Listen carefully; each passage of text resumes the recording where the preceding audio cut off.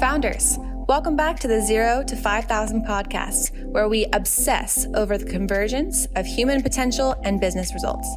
Today, our hosts Drew McClure and Jordan Mitchell have another insightful conversation for you. So let's jump right in. Okay, founders, welcome back to the podcast. Today, we are joined by Michael Seaman. Michael is the co-founder and CEO of Swipesum, a comprehensive payment processing and merchant services consultancy, delivering innovative auditing solutions to businesses nationwide. Seaman founded Swipesum in 2016 with his brother, Steven, to serve as Chief Payments Officer for businesses nationwide, combining industry knowledge, AI, and proprietary software to create a transparent payment strategy that optimizes payment processing fees. The company has been recognized by the Inc. 5000 as one of the fastest growing privately held companies in the United States. And before starting Swipesum, Michael worked at WorldPay after graduating from Samford University, where he earned a place in their Athletics Hall of Fame as a pole vaulter. And to tell us more about his story and Swipesum is Michael. So Michael, thank you for being here. Yeah, thanks, Drew. Appreciate the intro. Yeah, man. So this is one of those fun companies where I read a lot of words that I don't really understand. So Yeah, I'm me pumped too. to find out more about this. So what was the genesis of Swipesum? Yeah, so we work in payments. So typically when people in the industry say payments, it means how businesses accept money. So our focus is credit card processing or accepting electronic payments. But we also deal with any types of money coming in. So accepting Apple Pay, Google Pay, ACH, wires through different ERPs or accounting softwares or a specific management software. But we basically are experts at accepting money. Okay. And typically businesses have a problem with accepting money because there's fees associated with it. And then oftentimes those processes could be improved.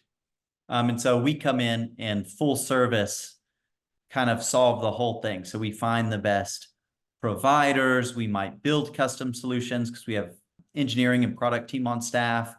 We'll do the integrations, so software integrations. It could be hardware. We have a lot of franchise clients, and so we have to deal with like the franchisor, all their custom softwares, build it in, put it in, but then also do the customer service. So we act kind of as a payments team for all sizes of businesses. Okay.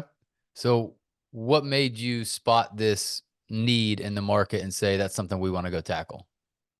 Yeah, so I got into payments because I'm from a very small town in Kentucky, and the wealthiest guy in our hometown, whose wife was my mom's best friend, made all of his money in payments. And so when it was time to start looking at jobs, I saw some of the kind of employers for things I wanted to do were in that industry. And so gave him a call, and he thought it was a good idea, kind of told me the companies to check out, and got into working at WorldPay. When I was at WorldPay, I ended up working with kind of the most exciting companies in payments. So unicorn startups and large existing businesses in any type of industry, from wineries to plant nurseries. And I knew often that we did not have the best solution for the business, but they didn't know that because it was really hard to find out who the best is. And so it's a big reputable name. You know, why wouldn't we be the best? And then our goal at WorldPay was to protect as much margin as possible and have lucrative deals. But as a human, and I liked a lot of these people I was working with, I had a hard time not giving them like the best deal, or at least a fair deal. So when I left WorldPay and continued kind of my corporate path, I often had people reaching out for help. And I wouldn't say I was doing consulting work or try to make it sound better than it was, but it was people trying to figure this out. So I'd quickly tell them how I would start. I might hop on with them during negotiations, and really ended up saving some close contacts a lot of money and time. And there were some advancements in technology, and I thought we could create the first online marketplace for any business to come in, answer some simple questions. We show them the best providers, pre-negotiate rates, and boom, they're off and running. So that was the initial idea. And we quickly figured out that it couldn't all be automated, or the types of businesses we wanted to work with didn't want all of that full automation. And so we've kind of formed our idea and developed with time into what Swipesum is today. Okay. So Swipesum isn't necessarily the provider itself, but you're giving them access to the right providers that are going to find, the reasonable processing fees or integrations that would work best for their unique business. Is that what it is? Yeah, exactly. So Okay. we're not the core provider, but we have with time built a lot of proprietary software. So we are a software company. We do have payments infrastructure that we use sometimes, but it's more, we find the providers in that proprietary payments technology we have either helps to eliminate fees or gives access to more ways to accept money. We've also, a big piece of what we do is auditing your reports and auditing reporting. And so we actually had the first use case of AI and payments with our Staitment software. We started working on that in 2016, and we can kind of audit a full business's reporting in minutes, where typically that takes 3 to 9 months, depending on the size of the business. Wow. You can cut down 3 to 9 months of normal time into minutes with the AI? Yeah, it's really cool. So every card you use, so in your wallet, you have debit cards to high reward credit cards, which are great for consumers, but businesses pay those fees, and they're kind of trusting their payment processor to charge the right fees per card, but typically they're all marked up. And so our software knows the true cost of every transaction, and we can instantly audit, even reporting for a company with 700 locations global, in minutes. Wow. So that's a really big differentiator for us, and why we have some like Fortune 1000 companies. Oh, heck yeah. That's awesome. What was that first year of business like for you? Ooh, I wish I knew what I was getting myself into. I Okay. think, I had a great corporate job. I was single, living on the beach in Los Angeles, overpaid, extra spending money. And this bright idea, I was really convinced from media and some friends that were really wealthy who talked about their entrepreneurial journeys, that it was going to be easier and quicker. And so the first year there was a lot of learning. We did really well from the beginning, just naturally asking people for advice or asking people to share their experiences, which cut down on a lot of learning. So less kind of reading business books and talking to people that were in the position we wanted to be in, and being transparent with them and just open and taking advice and learning. Yeah. But the first year was tough. We had that chicken and the egg problem. So we needed money to fund the business. We needed funding like a tech startup.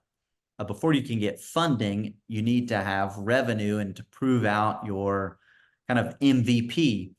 And so now, like today, we have companies with billions in processing volumes just come to our website and book time to talk and start going through the process. And the first year, I used to drive around St. Louis, Missouri, and I'd drive to the dry cleaner, 45 minutes away, to try to get his business that would earn us $6 a month. And learned as much about that as I could, and then going to the ad tech startup, But like any deal we could have, we were scrappy from the beginning, but we had to get like enough revenue to prove it out, to convince someone to believe in us, but they were still, finally it all worked out. We got enough customers and got our first checks, and we were off and How long running. did that take? First substantial check took a year. Okay. Luckily, I don't know if it was luckily or I don't know if it's the best thing that happened to us or the worst thing, but when my brother and I decided we were going to do this and raise money, we were both still employed with nice jobs. And we were like, we're going to tell people about this. So we built our pitch deck and started talking. I think it was Christmas, and we told our family about it. We all traveled back to Middle Tennessee, and I have some uncles who are dentists and business people, and they own real estate. And we were talking about the idea, and our uncle, Uncle Brian, gave us a $50,000 check. Wow. And I remember thinking, well, we're going all in. And then I also remember thinking, no matter what, he's getting his money back. But it was also like, okay, it's time to quit and go. Mm-hmm. And then, 12 months after that, we had a significant investment from a fund. What was the feeling when you got that check from your uncle?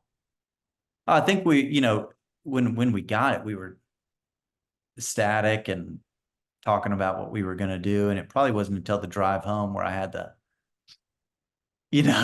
Oh no, here we are. Yeah, I was going to say some explicitives, but I'll keep those off the podcast. But it's like, this is real now. So if I cash this, we're going. Yeah. And it's not just some stranger or, some angel investor. This is family. That's another. We heard about it. And from the beginning, which is nice, we had that responsibility. So we haven't raised as much money as other payments companies our size. We haven't burned as much money as payments companies our size. And I think it all does go back to our early investors and being very cautious and diligent about use of funds. Mm. Yeah, I was just going to ask, like, what are some of the smart things that you feel like you and your brother and your team have done that maybe others haven't?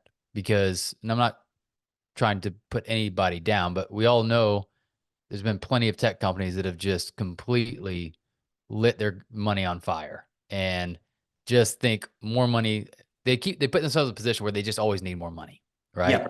Versus that money really went to work for us, helped us get to where we needed to be, help us get profitable, that type of thing. What were some of the things that you learned from others or learned on your own that you think have really paid off? The answer that's coming to mind is I've got to give a lot of credit to our board. And our board now is still kind of the same people that came on with our first investment check. So it's pretty early. Very successful business people. One of those is kind of one of the business leaders, and he's from banking and he's from early payments.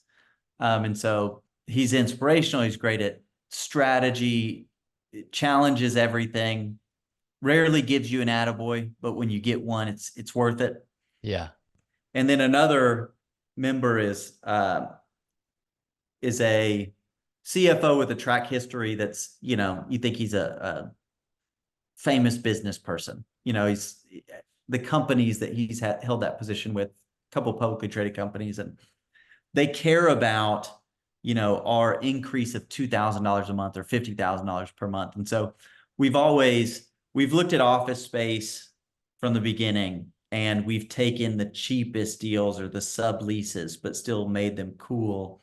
When we wanted to do some cool marketing things, we went back through our customer lists and sorted them, which were the most lucrative deals that had the shortest sales cycle. And so it eliminated, a lot of time and money spent on other groups. Kind of more narrow, we could focus our go-to-market strategies earlier on. But a lot of it did come from, we just didn't spend money on things we weren't extremely confident would have a positive return. One thing that you see a lot with startups. So I also am entrepreneur in residence at a startup incubator in this part of the country. And so I get to see a lot of new startups and work with them a lot. And you see this just in general, but a lot of companies copy each other as they see a trend and they have to do the trend as well. And we've built a lot of software from actually talking with our customers, listening to them, and then delivering pieces as opposed to copying what, maybe the newest unicorn's doing and trying to mold our business to chase them. So instead of, someone having a product feature or something that we've got to chase, we've got to integrate into, it's really taking that customer feedback and trying to think of it in ways that, maybe there's not the solution there. And so we have to build it, which is really how we came up with the auditing software Staitment. Payments companies don't want to build a software that audits their reporting of how much money they took from you. And so it didn't exist. Of course. But for our business model, it totally made sense and it's what everybody wanted. And so instead of, trying to help people chase the newest pricing offer or how they charge their customers to take the payments fees off of them or something like that, we went towards AI before ChatGPT let everybody know that AI was real. Oh, this was before that. Yeah, it was. We started building it in 2016. Wow. Right out of the gate. Right out of the gate. It was the first investment into tech in a product team we had. That's awesome. Have you had any meaningful mistakes that have come to mind, like ones that like really turned into important lessons for you? Oh, I mean, countless. I think maybe like the worst advice, I don't even remember because we didn't act on it. I've seen a lot of bad advice, have been acted on by companies around us. I think probably the worst would be I have a lot of respect and I've always looked up to people that have been successful. And we've gotten introductions to employees that, they said we had to have on our team, or, we've had a couple cases like that where maybe we weren't hiring for the position, but we've tried to fit the person in. And since we tried to fit them in, we didn't have the normal hiring process and we didn't plan for it the same way. And it didn't happen a lot, but every time that did happen, it failed. And so kind of just taking advice without the planning and trying to fit someone in because of a relationship that never worked for us. Those were mistakes that cost us money. Outside of that, we didn't have like any catastrophe I can think of that came from like a bad decision or worst advice. Cool. You mentioned part of it was the hiring and making special exceptions and, trying to find something for somebody to do versus, hey, we have this need, we found the right person. Just in general, what has been, there's the building of the business side, finding that product market fit, making sure that we can find our customers, know the product we're serving them with. But then there's also like building the team that can help us execute and grow and scale. What has that journey been like for you all as first-time founders and having to hire for the first time and build out teams and develop people and all that kind of stuff? Tell me a little bit about that overall. How's it been? So luckily in my brother and I, both of our past companies, we had teams and we had to manage people and we had to hire them. But when it's your own company, and especially in different kind of business groups that you haven't hired or led, building those it's a challenge. The first group in a startup, and you hear these disaster stories like, Facebook's a great one. But stories like that, when people really get screwed, when it becomes worth $1 trillion. Yeah.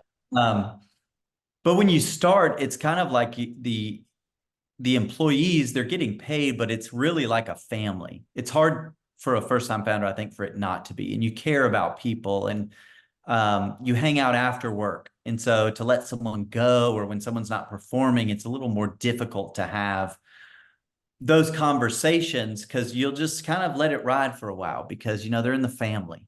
Yeah.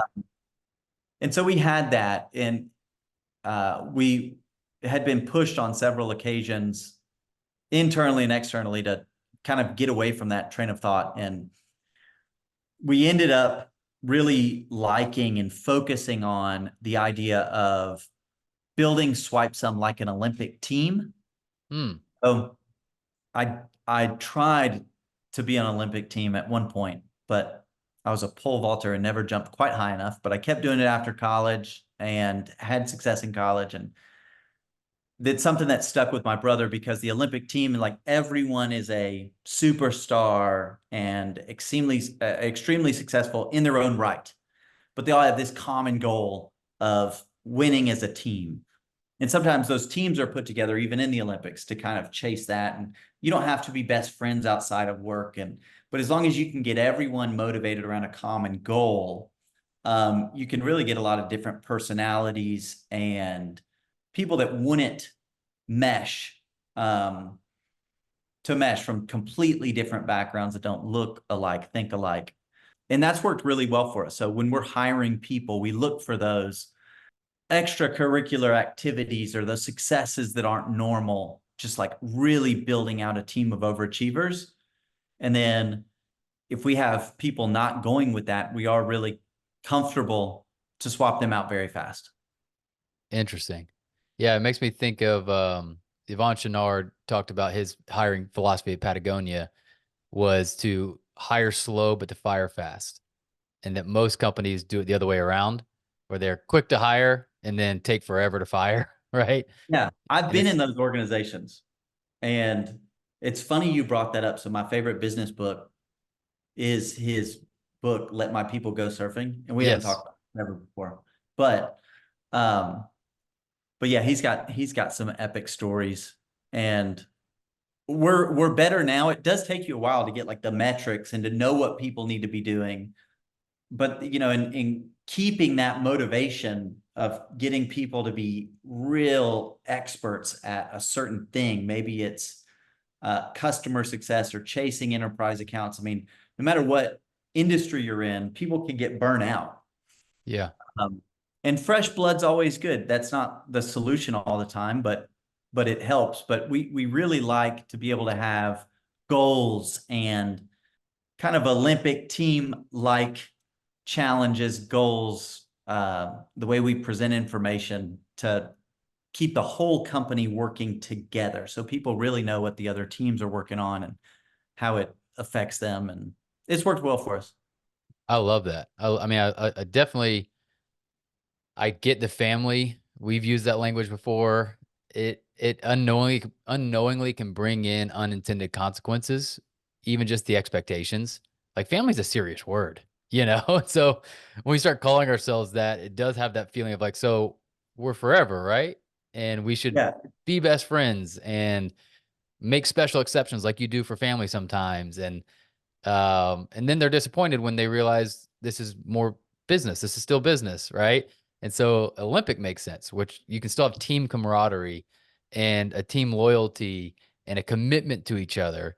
Yet in any sport, you also know, like, you're trying to make the team and you may not make the team. And there's wins and there's losses and there's overperforming and underperforming. And it's maybe a little less personal and emotional with some of the difficult decisions. That's what it sounds like, at least, and it would make sense to Oh me. yeah, that's a huge piece. I love going away from emotional decisions to more database decisions. Yeah. And love the idea of developing our team and developing our product, just same way as developing athletes. And if you look at the financials of any company our size, like you definitely invest in your employees, and it's the highest line item. And so I think kind of the biggest stress also goes into it, because the biggest stress I have is to make, I want everyone to be like fulfilled in their jobs and to love coming in and to get the same thing out of it, or to get out of it what they actually want. Yeah. Same for our shareholders. Like, I think, letting anyone down, it would be a stress to me, but the way that we've kind of formed it has been good. So yeah, the family idea and some other, culture type talks. I'm sure it work for different types of businesses, but I think we found one that works for what we're doing. Yeah. Yeah, it's true to you, right? I mean, Yeah. it's true to your background, the type of personality you're attracting. There's nothing wrong with the family thing, and I think it can work for anybody. Again, it just can bring in some extra stuff simply because of the connections we have to the idea of family, you know? And so it's a little bit of DTR, like how do we accurately define this relationship in a way that doesn't set up unrealistic expectations of what you think we should do for you and even what we're expecting you to do for us, you know? Yeah. So I think it's phenomenal. What I've been in some of those family companies, and sometimes it is really fun, yes. as an employee, but I wouldn't necessarily say that uh, I could have done better at those jobs, but I had a lot of fun. Yeah, yeah. Yeah. It can be taken advantage of. Hey, we're family here. We're just having a Yeah. good time. It can also be used to manipulate sometimes. Hey, we're family here. Like you can't leave or you got to do what's best for the family, you know? It's like, hold on, guys. We're not actually family. Yeah. What is the current size, like employee count right now for Swipesum? We, I think today have 24 Okay. uh, full-time employees. We don't, Remote or all together or what? yeah, we're all together. Cool. Uh, so it's one main office in St. Louis, Missouri. We stayed that way through COVID. It was again kind of like when all that stuff happened and every tech company and startup changed their whole business. We didn't. We stuck with what worked best. Now, people, while they had to be at home, were at home, but we went right back in. We kind of work like a marketing agency or an agency sometimes because we have it's project based. So if we Yeah. have a large customer that wants us to solve this thing and we have to bring in solutions architects, customer success to plan, what we're going to do with handling the account and our product team to build some things. We like having everyone together For collaboration. for collaboration. So Yeah. I think the highest employee count we've had is in between 25 and 30, but right now, lean and mean. Heck yeah. That's awesome. What are some of the things that you guys have done to develop the team? You have that emphasis of getting great talent, getting them to think like Olympic athletes, improving at their craft and their thing. What on your end as a company have you found to be fruitful in terms of developing and supporting them in their growth? Yeah, so we've changed the types of people we've hired with time. So we want people that are looking for that role to come in and really get better for a couple of years. We don't we used to do a lot of interns because startups, it's you got to try to get a lot of done with a little bit of money. And we don't mess with that anymore. We don't hire people from the industry because we don't want them tainted by the big payments companies that have we think done it wrong. Yeah. But a big thing is everyone is involved on what we're actually working on, and so people kind of get thrown into the fire, and they might listen in for a while on really big customer projects, but then with time can kind of win it. Events and trade shows have always been a great use of spend for us, Hmm.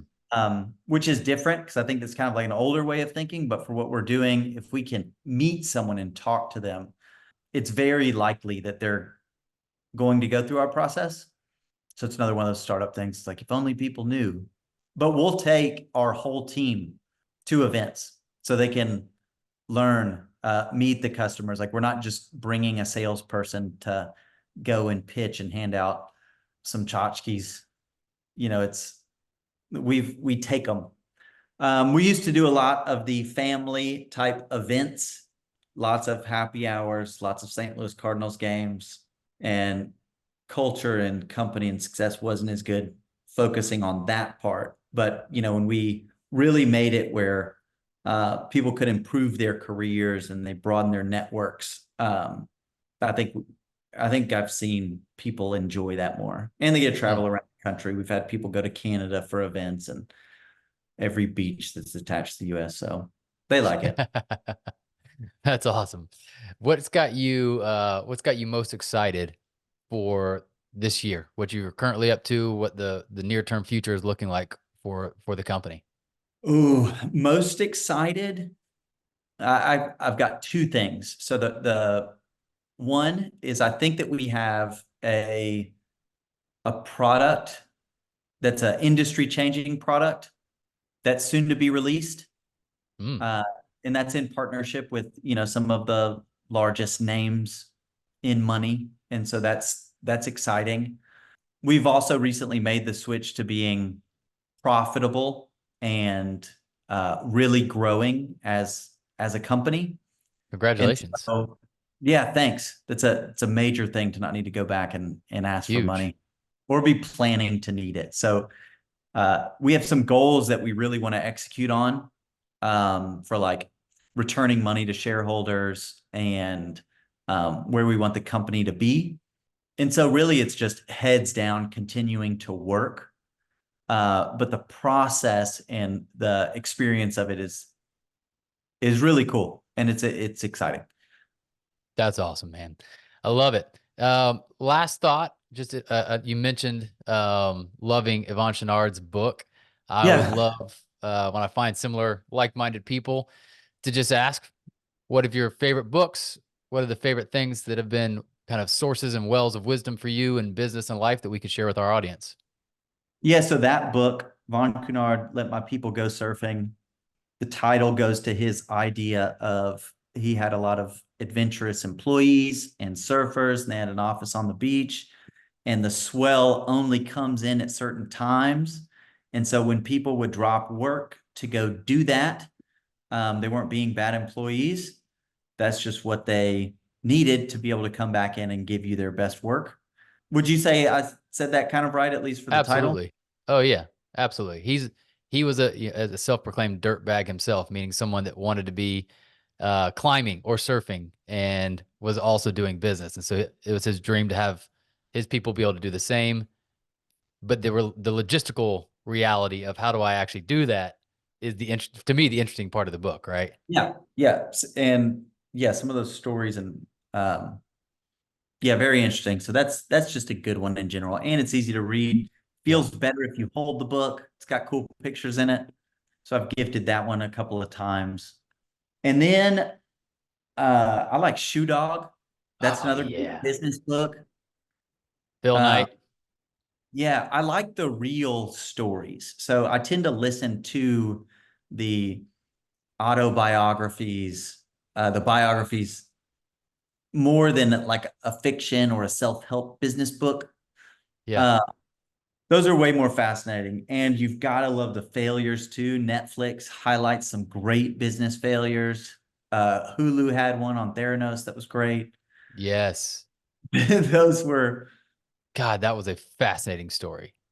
The yeah, Theranos one was wild. yeah, it keeps you wondering if they really thought they were onto something. Like if she was actually That's what convinced you of, can't tell. You can't can't tell if tell. she knew the entire time this is all a scam and I'm just smarter than you, or if she was buying time. Like, I think we might be able to do it, but was lying to buy time, you know? Yeah. And one of the, I mean, in that, just the sheer amount of capital is mind blowing. So that's great. And then I don't have a lot of other places that I often go. I listen to a ton of podcasts. I like to read books. I like to read physical books. But really, I can't oversell for founders, entrepreneurs, like getting not advice, but getting experiences from others that have done the same thing as you, or what you might want to do. Say you might want to try out affiliate marketing or partnerships, and speaking to people that have evaluated the softwares already, have run a successful campaigns for B2B software for us, or like whatever your industry is. Those have been just the ways to like leap ahead in running a business than the books. I think one interesting thing is the largest companies use several services, but one service they use is GLG. I don't know the people's names, but it's like $100K minimum a month for them to be on this Wow. user research platform. And so a lot of big companies pay for it, but whenever they're trying to tackle a problem before they go at it, they try to have, 200 conversations with the industry's experts and people that have done it before, and they pay for it through a nice platform. And it's like, if the biggest corporates and the biggest money, if that's how they're solving their problems, and, maybe not reading the top 10 bestsellers about it, good enough strategy for me. Yes. Well said. Well said. Michael, man, thank you for being here. Thank you for sharing the story. Man, I've learned a lot today, and it's going to be exciting to see how you and your company continue to grow and scale and serve this market. Thanks, Drew. I appreciate it. Always nice to talk to you. Yes, sir. Founders, thanks for listening. We hope you enjoyed it. Make sure you subscribe to the podcast and hop into our monthly founder email so we can ensure you stay on the edge of peak performance and massive business results.